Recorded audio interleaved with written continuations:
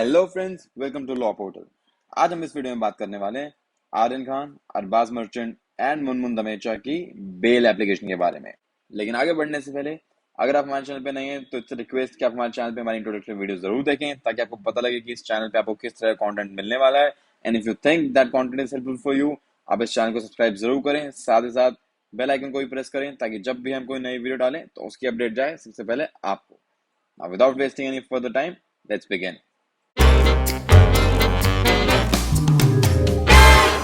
तो 12th of October को fresh bail application file की जाती है by Aryan Khan, Arbaaz Merchant and Munmun Dhamecha in the very infamous Cordelia cruise drug bust case. अगर आपको नहीं पता ये कॉर्डेलिया क्रूज ड्रग बस्ट क्या है और ये लोग क्यों अरेस्ट हुए और कब से अरेस्टेड है और इस स्पेशल कोर्ट से आने से पहले तक की हिस्ट्री क्या है, तो आप हमारी इससे पहले वाली वीडियो जरूर देखें। You will find the link of that in the description and I will try to pin it in the cards even here as well. तो 12th ऑफ अक्टूबर को जब फ्रेश बेल एप्लीकेशन मूव की जाती हैं special court में, तो court जो है उनको वेंसडे के लिए पोस्ट कर देता है, that is on for 13th of October. अब 13th ऑफ अक्टूबर को क्या होता है, सारे एप्लीकेंट्स आर्यन खान, अरबाज मर्चेंट एंड मुनमुन दमेचा अपने अपने लीगल टीम के साथ कोर्ट में होते हैं। बट जो एनसीबी की काउंसिल है यानी कि एएसजी, वो कोर्ट टाइम पे नहीं पहुंच पाते because he was stuck in another matter in high court. तो उस चक्कर में हियरिंग जो है काफी डिले हो जाती है। But after the delay ASG finally arrives in the court and then the hearing starts. And during the hearing तो आर्यन खान की काउंसिल का कहना था कि Aryan Khan was not in any way involve with the party on the ship. In fact उस वो वहां पे गया ही सिर्फ इसलिए था क्योंकि वन जेंटलमैन नेम्ड प्रतीक गावा invited him for the party. तो उस इनविटेशन के रिगार्डिंग, उस इनविटेशन की वजह से आर्यन खान जो था उस क्रूज पे उस पार्टी को अटेंड करने गया था। और उस क्रूज पे क्या क्या होने वाला था या क्या था उससे कोई लेना देना नहीं है। नंबर टू, आर्यन खान को इनफैक्ट क्रूज पे से अरेस्ट नहीं किया गया, बल्कि वो क्रूज पे तब तक पहुंचा ही नहीं था। He was apprehended from the gangway of the ship. तो he was not even on the cruise जब उसे अरेस्ट किया गया, जब उसे एप्रीहेंड किया गया बाय द एनसीबी। और एनसीबी ने जो पंचनामा बनाया, जो उन्होंने रेड करी ऑन द कॉर्डेलिया क्रूज, उस पंचनामा में विद रिस्पेक्ट टू आर्यन, ये एनसीबी के ऑफिशियल्स ने ही खुद लिखा है कि जब उन्होंने आर्यन खान और अरबाज खान, जो कि दोनों साथ आए थे और ये दोनों दोस्त भी हैं पिछले 8-10 साल से, बहुत काफी अच्छे जगह के दोस्त हैं, तो उन्होंने कहा कि इस क्रूज पे आने से पहले अरबाज मर्चेंट जो था वो आर्यन खान के घर गया था और फिर वहां से ये दोनों साथ आए। और जब साथ आए और जब इनको रोका गया उस gang way of the ship पे, तो इन्होंने इनसे पूछा गया कि क्या इनके पास कोई कॉन्ट्राबैंड है, कोई नारकोटिक्स है। तो आर्यन का कहना था कि हाँ उनके पास है and they are planning to smoke it on the cruise. और उसी पंचनामा में ये भी बहुत क्लियर है। अब देखिए, मैंने तो पंचनामा ना ही देखा, ना ही पढ़ा है और ना ही वो पंचनामा किसी न्यूज में सर्कुलेट हुआ है। तो बेस्ड ऑन जो आर्गुमेंट हुए हैं, and I am sure seasoned counsels like Mr. Manish and Mr. Amit Desai, obviously they would not be making arguments in their head. So let's take it कि जो बोल रहे हैं वो वैसा ही है। तो उनका कहना ये था, आपके अकॉर्डिंग जब एनसीबी ने उसे रोका तो आर्यन खान ने एडमिट किया कि हाँ भाई उसके पास कुछ नार्कोटिक्स हैं which he is planning to consume on the ship. इसके अलावा तो मेरे अगेंस्ट कुछ नहीं है, क्योंकि इसके अलावा ये भी एक फैक्ट है अकॉर्डिंग टू द पंचनामा कि आर्यन खान के पास से कुछ रिकवरी नहीं हुआ। बेसिक एंड द मोस्ट जो आप एक ऑफेंस आर्यन खान के अगेंस्ट बोल सकते हो वो है ऑफ हिज एक्सेप्टेंस कि हाँ मेरे पास कुछ है, and not of having possession और consuming any drugs.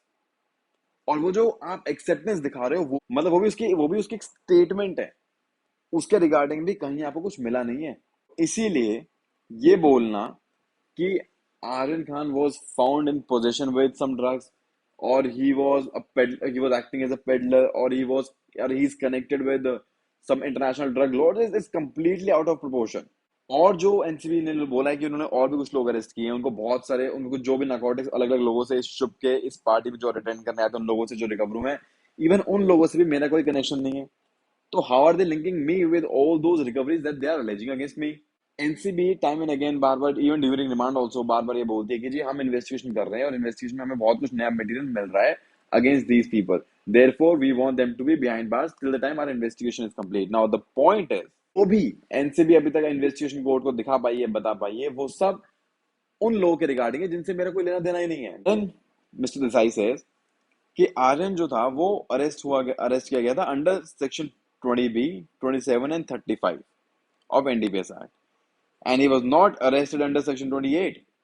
According to the panchnama itself, इन तीनों में से कोई भी ऑफेंस जो है वो मेड आउट ही नहीं होता अगेंस्ट आर्यन खान।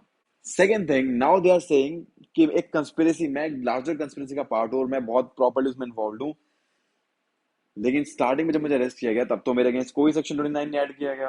वो बाद में, अब सेक्शन 29 जो है, this talks about the conspiracy, the offence of conspiracy. अगर कोई person involve into some conspiracy with other people, जब कोई एक आदमी औरों के साथ मिल जाता है एक काम करने के लिए, उसको एक ऑफेंस करने के लिए, तो उसको कंस्पिरेसी बोलते हैं। तो दिस रेजेस अनदर क्वेश्चन कि अगर आप मुझे कंस्पिरेसी में चार्ज करना चाह रहे हो तो कंस्पिरेसी का सेक्शन तो आपने पहले इन्वोक ही नहीं किया। ऐसा क्योंकि आप मुझे इतने टाइम कस्टडी में इतने टाइम बिहाइंड द बार्स रखने के बाद आप ये नया सेक्शन डाल रहे हो। That means you just want to keep me behind bars. अब बात आती है कि जी सेक्शन 28, चलिए मैं कहता हूँ कि मैं अपने अगेंस्ट एक बार के लिए मान भी लूं कि आप 28 भी बाद में अट्रैक्ट करते हो, बट द पॉइंट इज वो भी कैसे बना जब आपने मुझे गैंगवे पे ही अरेस्ट कर लिया और एप्रेहेंड कर लिया। चलो लेट्स बी टेक्निकल, आपने मुझे एप्रेहेंड कर लिया गैंगवे पे ही, फिर आप कहते हो कि जी शिप पे आपको कुछ नारकोटिक्स मिले, तो उससे मेरा क्या कनेक्शन है? उसमें तो मैं अबेटमेंट भी कुछ नहीं रहा। देन दे से कि एनसीबी का एक बहुत मेजर ग्राउंड है जो एनसीबी बहुत स्टार्टिंग से एजिटेट कर रही है, वो ये है कि जी जब से हमने इनको अरेस्ट किया है, इनके फोन्स को हम स्कैन कर रहे हैं, तो इनके चैट्स जो हैं वो इंटरनेशनल ड्रग लॉर्ड्स के से इनके नेक्सस से इनको जोड़ता है। प्लस इनके जो इनके दोस्तों के बीच की बात है वो भी विद रिस्पेक्ट टू ड्रग्स है। Plus they are also in touch with other people to obtain higher quantities of drugs. आप इतनी ज्यादा कमर्शियल क्वांटिटी कोई अपने यूज कर तो लेगा नहीं, ऑब्वियसली बात है वो किसी ना किसी को सप्लाई करेगा। तो द पॉइंट इज कि अब एज ऑफ नाउ तो हमें पता नहीं कि उनके व्हाट्सएप चैट में क्या मिला, एनसीबी की कस्टडी में क्या है इस टाइम पे, but the point Mister Desai made was कि देखिए बहुत टाइम तक Aryan Khan was living overseas. अब बहुत सारी ऐसी कंट्रीज हैं जहां पे a lot of narcotics which are considered as drugs are banned under NDPS Act, they are very legal, they are legal in those countries। तो हमें, we should not read some chats out of proportion, we should always look at the context in which they are being held। तो आपको ये समझना बहुत जरूरी है कि वो किस बारे में बात हो रही है और किस कॉन्टेक्स्ट में बात चल रही है उनके चैट में। वो बिटवीन फ्रेंड्स में क्या एक जोक चल रहा है, या वो उस कंट्री में तब बात चल रही है about something which is legal there. तो उन चीजों को लेके आप आज ये कैसे कह सकते हो कि जी मैं, आप मेरे अगेंस्ट इतना बड़ा चार्ज लगा दो कि I am doing illicit drug trafficking. Illicit drug trafficking जो है वो अपने आप में ही एक बहुत ग्रेव ऑफेंस है। और आप ये एनसीबी तब कह रही है जब एनसीबी ने उसका जो मेन सेक्शन है, यानी सेक्शन 27 है, वो मेरे अगेंस्ट अभी तक लगाया ही नहीं है। तो उनका मेन चार्ज ये था कि जब इलिसिट ड्रग ट्रैफिकिंग सिर्फ बोलने के एनसीबी बोल रही है, लेकिन 27A में तो मुझे अभी तक चार्ज नहीं किया, जो कि मेन प्रोविजन है। तो इन सब चीजों को देखते हुए कोई एज सच ना तो कोई नेक्सस निकल के आ रहा है जो आर्यन खान को इस पूरे drug nexus according to NDP, according to narcotics, तो पूरा ये रैकेट से जोड़े। और जब ऐसा कुछ, और जो उनसे उनको मुझे सब पूछताछ करनी थी, वो शुरू के जब तक उनको कस्टडी रिमांड दी गई थी तब तक उन्होंने सब पूछताछ कर लिया, तो अब मुझे अंदर रखने का कोई मतलब नहीं बनता है, and I should be given bail. उसके बाद on the similar lines Arbaaz Merchant के काउंसिल ने भी सेम सिमिलर लाइंस पे ही आर्गुमेंट्स किए, बट उनके जो दो मेन आर्गुमेंट जो थोड़ा अलग था वो ये था कि जी जिन व्हाट्सएप चैट्स की एनसीबी टाइम अगेन बात कर जा रही है वो तो एक्चुअली एडमिसिबल ही नहीं, इवन इन दिस स्टेज आप उनको देख भी नहीं सकते। क्यों? क्योंकि जिन फोन पे वो व्हाट्सएप कॉन्वर्सेशन है उन फोन के सीजर का कोई पंचनामा ही नहीं है रिकॉर्ड पे। तो अगर पंचनामा में कोई फोन का सीजर नहीं है, तो आप ये कैसे कह सकते हैं कि जी फोन आपने उस टाइम पे रिकवर किया है? और वही सेकंड बात फिर उनकी भी यही थी कि जी अगर ये कहते हैं कि इनको मेरे से कुछ कुछ मिला है, यानी कि जो बोल रहे हैं 6 ग्राम चरस इनको मुझसे मिली है, तो इनका मेन मोटिव जो था मुझसे पूछताछ करने का वो क्या था कि जी मेरे से कुछ जो भी ड्रग्स है वो रिकवर करें और मेरे से ये पूछे कि मैंने ये सब कहाँ से लिया, किस सोर्स से। वो अकॉर्डिंग टू दैम मैं ऑलरेडी बता चुका हूँ जब मैंने स्टेटमेंट दी। अब वो स्टेटमेंट में क्या है मुझे नहीं पता, बट वो इनके हिसाब, एनसीबी के हिसाब से मैंने बता चुका हूँ। तो इसके बाद आता है मुनमुन धमेजा के काउंसिल। उनके आर्ग्यूमेंट्स वो ये थे कि Munmun Dhamecha is now treated as a pawn, कि उनको सिर्फ एक प्यादे की तरह खेला जा रहा है, जबकि उन्हें कोई कोई लिंक ही नहीं है इस पूरी कंट्रोवर्सी से। कि वो जो है वो तो ना तो वो आर्यन खान को जानते थे, ना अरबाज मर्चेंट को, ना उनके पास से कुछ रिकवर हुआ, ना उनके कोई ऐसे चैट्स अभी तक एनसीबी ने बोला कि जो उनकी कोई चैट्स उनके कोई जो उनको किसी ड्रग नेक्सस से जोड़ती हो, कोई ड्रग कार्टेल से जोड़ती हो। सिर्फ एक ही चीज पे बार बार हार किया जा रहा है और वो ये है कि जी देखिए हमने सिर्फ आर्यन खान को अरेस्ट नहीं किया, हमने अरबाज मर्चेंट को अरेस्ट नहीं किया, हमने कुछ और लोगों को भी अरेस्ट किया, कुछ नॉर्मल लोगों को भी अरेस्ट किया, और यही दिखाने के लिए मुनमुन धमेचा को अरेस्ट किया गया है अकॉर्डिंग टू एनसीबी ओनली। जहां से जब मुनमुन धमेचा को अरेस्ट किया गया, जिस रूम से, उस रूम के एक टेबल ड्रॉर से कुछ ड्रग्स मिले हैं। तो उन ड्रग्स का मुनमुन से क्या लेना देना है? और उस टाइम पे उस रूम में सिर्फ मुनमुन नहीं थी, और दो लोग भी थे। ऑल्सो का ये कहना था कि ना तो वो किसी तरह से पार्टी इवेंट में लिंक थी, ना ही इवेंट ऑर्गेनाइजेशन से लिंक थी। उनको तो सिर्फ वहां बुलाया गया था by one gentleman name Baldev, और उनका काम था solely to add glamour in the party. तो इन सब चीजों के चलते हुए उनके अगेंस्ट, जब बिना किसी एविडेंस के उनको इतना ज्यादा जेल में रखना is totally unreasonable. At the same time, जब इनसे कुछ मिला नहीं, yet she has been arrested, but there was one more lady on the ship name Saumya, जिसके पास से रोलिंग पेपर मिला था। अब रोलिंग पेपर फ्रेंड्स वो होता है जिसके अंदर इन सब कुछ नार्कोटिक्स के रोल्स बनाए जाते हैं टू स्मोक। तो according to Munmun, there was a lady name Saumya जिसके पोजीशन से रोलिंग पेपर तक मिले थे, बट उसको अरेस्ट नहीं किया गया। अब ये सारे आर्गुमेंट्स जो थे, ये तो वेंसडे को कंक्लूड हो गए थे, बट क्योंकि ऑब्वियसली वेंसडे को हियरिंग लेट शुरू हुई थी, तो कोर्ट का टाइम भी ओवर हो चुका होने वाला था। इसीलिए कोर्ट ने एनसीबी के आर्गुमेंट्स के लिए नेक्स्ट डेट को ले पोस्ट एडजर्न कर दी हियरिंग, यानी कि 14 को। अब 14 को एनसीबी ने क्या बोला? एनसीबी बोलती है कि जी, जो एप्लीकेंट्स हैं, जो बेल मांग रहे हैं, वो बार बार एक बात बोल रहे हैं कि जी हमसे कोई रिकवरी नहीं हुई, इसलिए बेल मिलनी चाहिए। However, this is not a case about having recovered something from someone. ये मुकदमा एक बहुत बड़े नेक्सस को अनर्थ करने का, and we are working on it. तो it is not restricted to one or two people, simply because कुछ बड़े नाम वाले लोग इसमें इन्वॉल्व हैं। इसका मतलब ये नहीं कि उनको ही टारगेट किया जा रहा है, हम एक पूरे लार्जर कंस्पिरेसी को अनर्थ कर रहे हैं, ताकि, और ये जो ड्रग्स का मामला है, जितने भी ऑफेंसेस हैं, ये सब they are very very harmful for the society at large, therefore इनका रुकना बहुत ज्यादा जरूरी है। दूसरा पॉइंट एनसीबी का एक कहना था कि चैट्स बहुत सारी ऐसी मिली हैं बिटवीन अरबाज मर्चेंट एंड बहुत सारे ड्रग पेडलर्स के बारे में।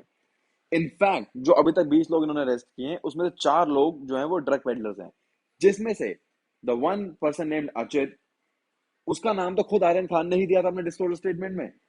तो आज आर्यन खान का ये बोलना कि जी मेरा तो कोई लिंक ही नहीं किसी से, मुझे कंस्पिरेसी में भी फालतू में डाला जा रहा है just to keep me behind bar, is totally wrong. NCB का कहना है कि हमारे पास प्रूफ है ये दिखाते हुए कि Aryan Khan was in touch with these peddlers, therefore उसको कंस्पिरेसी में डालना गलत नहीं है, और उसके उसी के रिगार्डिंग और इन्वेस्टिगेशन अभी चल रही है। और देयरफॉर अब सेक्शन 29 जो एनडीपीएस एक्ट का है, वो भी इन्वोक कर दिया गया है, जिसको आर्यन खान के वकील साहब ने बहुत अच्छे से बोला था कि नहीं जी आप कंस्पिरेसी तो लगा रहे हो, लेकिन 29 ऐड नहीं किया है। तो अभी तक चार्जशीट फाइल नहीं हुई है, तो ड्यूरिंग द टाइम जब तक चार्जशीट फाइल नहीं होती है, तो हमारे पास टाइम है, और हम जैसे इन्वेस्टिगेट कर रहे हैं, हमें जैसे जैसे कुछ प्रूफ मिलता जा रहा है, हम और सेक्शन इन्वोक कर रहे हैं। यहाँ पे सिर्फ ये बोल देना कि क्योंकि रिकवरी नहीं हुई है, और एक बोल्ड असर्शन देना कि जी मेरा कोई कनेक्शन नहीं है, is not enough to give them bail. Whereas we as investigating agency, हमारे पास इतना प्रूफ, इतना रिकॉर्ड आ चुका है, जो हम कोर्ट को सील कवर में देने को रेडी हैं, और जितना हम इस टाइम डिस्क्लोज करते हैं, कोर्ट को बता भी रहे हैं कि जी इनके नेक्सस हैं with drug lords, with some drug peddlers. At the same time, ये लोग कोई आज पहली बार ड्रग लेने नहीं वाले थे, ये लोग बहुत सालों से, स्पेशली आर्यन खान बहुत सालों से ही ड्रग कंज्यूम कर रहा है अकॉर्डिंग टू देयर इन्वेस्टिगेशन। और ये लोग एक्चुअली में अवेयर थे कि इन ड्रग्स का एक्चुअली में क्या मतलब है, ये बैंड है, और इसीलिए अरबाज मर्चेंट जो थे, वो जो 6 ग्राम चरस उनसे मिले, वो अपने शू में छुपा के इसको ला रहे थे। और आर्यन खान का ये बोलना कि हाँ हमारे पास है narcotics and we are going to smoke it on the cruise shows that he was in conscious possession of it. Therefore ये कहते हैं ना मेरे से कुछ मिला नहीं, is totally wrong. He was in conscious possession of the narcotics that has been found. और क्योंकि अब सेक्शन 29 भी ऐड हो गया है एनडीपीएस एक्ट का, देयरफॉर जो रिगर्स हैं अंडर सेक्शन 37, जो ट्विन कंडीशंस हैं, वो भी इस प्रेजेंट केस में अब अप्लाई हो जाती हैं, and without deciding on that twin condition the court can not grant bell. अब एक ट्विन कंडीशंस क्या है सेक्शन 37 की, ये हम तब डिस्कस करेंगे जब हम प्रॉपर एनडीपीएस के ऊपर एक लेक्चर सीरीज बनाएंगे, तब हम इसको इन डिटेल डील करेंगे। इसमें कहना था कि क्योंकि आर्यन जो है वो ऑलरेडी बहुत सालों से ड्रग ले रहा है, उसको अगर आज उसको बेल दे दी गई, तो वो डेफिनेटली एविडेंस को साथ टेम्पर करेगा ही करेगा। एंड देन एनसीबी सेड कि अरबाज मर्चेंट के वकील साहब ये कह रहे थे कि देखिए, जो एनसीबी वाले बार बार बोल रहे हैं कि हमारे पास व्हाट्सएप चैट्स, हमें व्हाट्सएप चैट्स मिली है, तो उन चैट्स में हम नहीं देख सकते क्योंकि कोई फोन के सीजर का पंचनामा नहीं है। तो वो फोन के कोई सीजर का पंचनामा इसलिए नहीं है क्योंकि वो फोन जो थे वो खुद इन लोगों ने अपने आप सरेंडर करे थे, और इनकी जो स्टेटमेंट हमारे पास है वो भी वॉलेंटरी स्टेटमेंट है। लास्ट एनसीबी का कहना यह था कि देखिए, इनका जो एक basic and the most important जो आर्गुमेंट है वो ये है कि कोई रिकवरी नहीं हुई है, इसीलिए इनको बेल दे देनी चाहिए। वेर एज सेम सिचुएशन आई थी जब रिया चक्रवर्ती के भाई यानी शौविक को अरेस्ट किया गया था, उसका भी मेन ग्राउंड ये था कि उससे कुछ रिकवरी नहीं हुई थी, therefore he should be granted bail. However, even in that case court ने ये बोला था कि देखो, तुम्हारी चैट्स जो है, तुम्हारी कॉन्वर्सेशन कुछ ड्रग पेडलर्स के साथ मिली है, इसीलिए he was kept behind bars till the time investigation was going on। इसलिए इन दिस केस इन सब एप्लीकेंट्स के कुछ कनेक्शंस पाए गए हैं विद ड्रग पेडलर्स, जिनमें 4 तो अरेस्ट ऑलरेडी हो चुके हैं, और इन्वेस्टिगेशन चल रही है, इसीलिए इन लोगों को भी बाहर भेज देना ठीक नहीं है। अभी तक हमने देखा कि क्या क्या आर्गुमेंट लिए गए from both the side, that is from the side of applicants as well as from the prosecution, that is NCB. अब मैं आपको बताता हूँ अब मेरे अपने खुद पर्सनल ओपिनियन के बारे में। Being some who specialises in white collar crimes, I deal with these cases on a regular basis. Therefore, in my opinion, जो applicants के arguments हैं, they are not totally wrong and unfounded. They are very right in making the argument कि पंचनामा में किसी witness ने कोई sign ही नहीं किया, तो पंचनामे की अपनी ऑथेंटिसिटी ही कोई कुछ नहीं बचती है। Number 2, none of these people have been arrested from the party, from the cruise, barring Munmun. Aryan and Arbaz were apprehended from the gangway of the ship. Therefore, they were not even on the ship or in the party. और सबसे बड़ी बात, कि pro tip जो secret informer वाली tip NCB 12 बोल रही है, कहाँ से आई? उस टिप में इन सबको एनसीबी को कैसे पता था क्या क्या लोग आने वाले हैं, इसके बारे में भी कोई इन्फॉर्मेशन नहीं है। और सबसे बड़ी बात कि अगर पंचनामा में इनके एप्रीहेंशन को का मेंशन हुआ है, तो इनके अगर फोन, चाहे इन्होंने वॉलंटरीली ही क्यों ना सरेंडर किए हो, वो भी पंचनामे में रिकॉर्ड होता है, किया जाता है, लेकिन इस केस में नहीं है। तो वहां वो पॉइंट्स पे तो उनके आर्गुमेंट बिल्कुल सही हैं, but at the same time prosecution का भी ये पॉइंट गलत नहीं है कि जी, right now they are investigating this matter, investigation is actually at a nascent stage, and they have also invoked section 29, that is अब प्रोसिक्यूशन जो है इन सब एप्लीकेंट्स को और जितने भी लोग अरेस्ट हुए इन सबको एक कंस्पिरेसी के एंगल से भी जोड़ रही है, देखने के लिए कि कौन किस किस लेवल तक किससे लिंक्ड है, और कोई लिंक एक्चुअली में है भी या नहीं। तो इसलिए सिर्फ ये बोल देना कि इनसे रिकवर, और उनका जो कॉन्शियस पोजीशन वाला पॉइंट है, अब उस सिचुएशन में, क्योंकि पंचनामा की ऑथेंटिसिटी और वेरासिटी भी अपने आप में एक बहुत बड़ा क्वेश्चन मार्क है। अब उसकी ऑथेंटिसिटी तो ट्रायल में ही प्रूव होगी जो भी है, but as of now prima facie, क्योंकि उसकी ऑथेंटिसिटी पे ही बड़ा क्वेश्चन मार्क है, तो ये मानना कि किसके पोजीशन से क्या मिला is also there is a huge question mark over it. But right now the situation is that these people have been arrested on 2nd of October.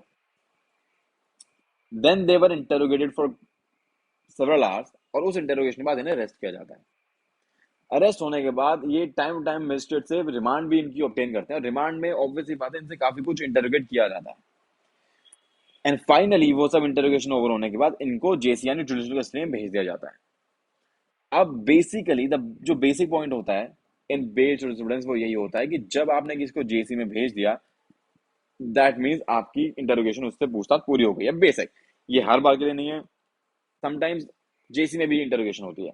Second thing, यहाँ पे किसी को भी अरेस्ट करने का मेन रीजन क्या होता है, और अरेस्ट करके रखने का मेन रीजन क्या होता है, वो ये होता है कि आपको उनसे कुछ आइदर रिकवर करना है, या आपको उनसे कुछ कन्फ्रंट करना है, या कुछ उनको इंटेरोगेट करना है फर्दर।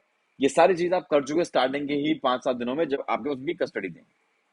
तो अब इस स्टेज पे जो कंस्पिरेसी का एंगल आप एनसीबी कह रही है कि वो अनर्थ करने की कोशिश कर रहे हैं, वो तो उस चीज के लिए इन लोगों को जेल में रखने का कोई मतलब नहीं बनता है। As far as this situation is concern, even though I feel this is a fit case for the grant of bail at this stage, I feel that the bail will be denied by the court, and I'm sure court definitely will give some reasons for the denial, and I would love to see those reasons as well. But all of this, the last part of this video is just my opinion, friends, based on my own experience. तो चलिए इस video को यहीं खत्म करते हैं। अगर आपको कंटेंट अच्छा लगा हो तो आप इस वीडियो को लाइक जरूर करें, साथ ही साथ अपने फ्रेंड्स के साथ भी शेयर करें, और बने रहे हमारे चैनल के साथ। मैं मिलूंगा आपसे नेक्स्ट वीडियो में। Till then, take care.